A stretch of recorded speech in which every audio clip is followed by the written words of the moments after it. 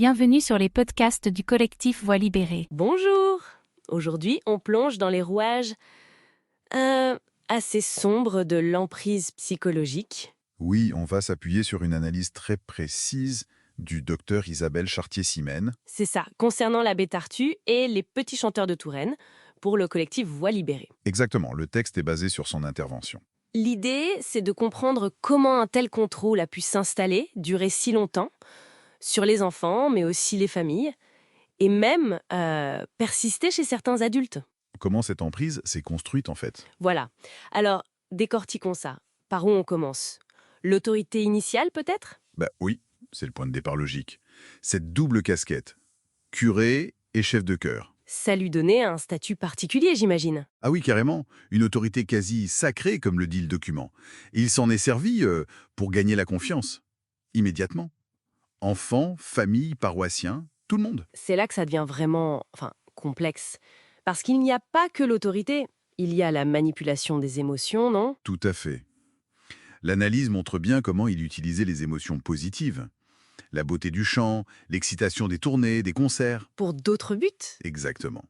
Il se montrait attentionné, compréhensif, presque un ami. Ça créait un lien affectif très fort. Mais comment ce lien affectif devient un outil de contrôle? C'est ça la question clé. En jouant sur plusieurs tableaux. D'un côté, cette affection, cette valorisation. De l'autre, des tactiques très précises pour fragiliser. Comme quoi, par exemple? L'isolement. Des mises à l'écart. Pas choisi comme soliste. Pas pris pour une tournée. Ça rendait l'enfant dépendant de son bon vouloir. Et l'humiliation aussi, c'est mentionné? Oui, très important. Des surnoms parfois dévalorisants. Et des remarques terribles du genre « Un chanteur comme toi joue un coup de pied dans une poubelle, il en sort 10. » Terrible. Ça devait miner complètement la confiance en soi. Exactement. Ça et puis la proximité qu'il cultivait. Les invitations à dormir chez lui. Les sorties au ciné, au resto. La confession aussi, potentiellement. Et le fameux petit train électrique, une sorte de privilège. C'est ça, une faveur spéciale qui renforçait ce sentiment d'être choisi, mais aussi redevable. Ah oui, la création de dettes, les cadeaux, l'argent de poche, les achats, tout ça installait une loyauté, une obligation de se taire, n'est-ce pas? Tout à fait. C'est un système d'obligation, subtil, mais très forte. Ce qui est fascinant ici, ou plutôt glaçant, c'est cette façade médicale. Ah oui, la pseudo-infirmerie. C'est une stratégie redoutable. Utiliser de pseudo-compétences médicales pour normaliser des gestes totalement inappropriés. Et ça endormait la vigilance des parents. Complètement. Il devenait, sans le savoir, complice. Et l'enfant, lui, se retrouvait piégé.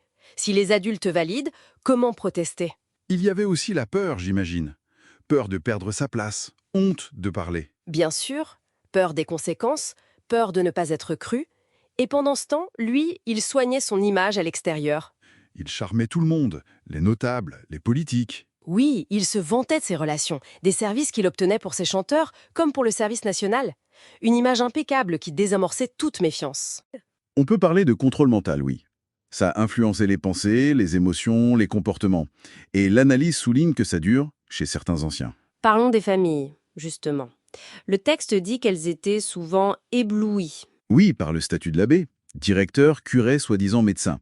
Cette confiance aveugle a empêché les enfants de parler, c'est certain. Et après le scandale, il y a eu un déni? Ah oui, un mécanisme de déni très fort chez certains parents. La culpabilité de n'avoir rien vu, c'est tellement lourd que parfois il est plus simple de nier, voire de continuer à idéaliser l'abbé. Pour ne pas avoir à affronter sa propre responsabilité ou son aveuglement. Exactement. Ça soulève une question importante sur notre capacité à affronter des vérités dérangeantes, surtout quand elles nous impliquent. Le document mentionne aussi une stratégie de la famille fétiche. C'est quoi ça? Il choisissait une famille, s'investissait à fond avec elle, repas, services demandés, petits travaux. Cette famille se sentait valorisée, spéciale. Et ensuite? Il passait à une autre.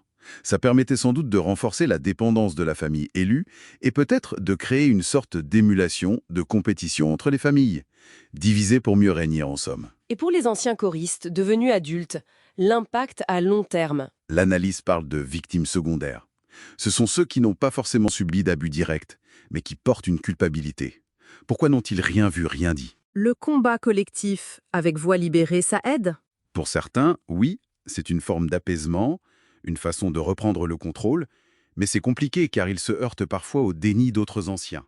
La blessure est là pour beaucoup. Alors, qu'est-ce qu'on retient de tout ça finalement? Que l'emprise est un phénomène complexe, multifacette. Ici, on voit bien la combinaison des stratégies.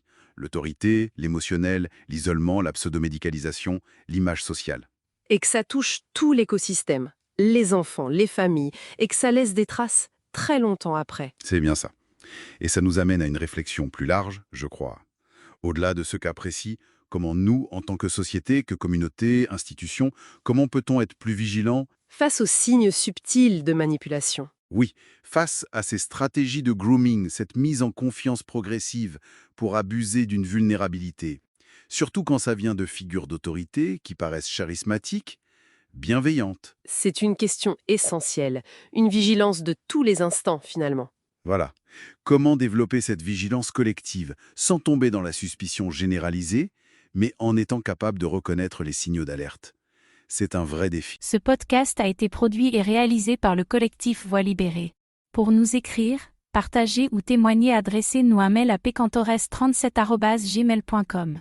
Parce que nos voix comptent. Parce que le silence n'est plus une option. Parce que la mémoire exige justice et vérité.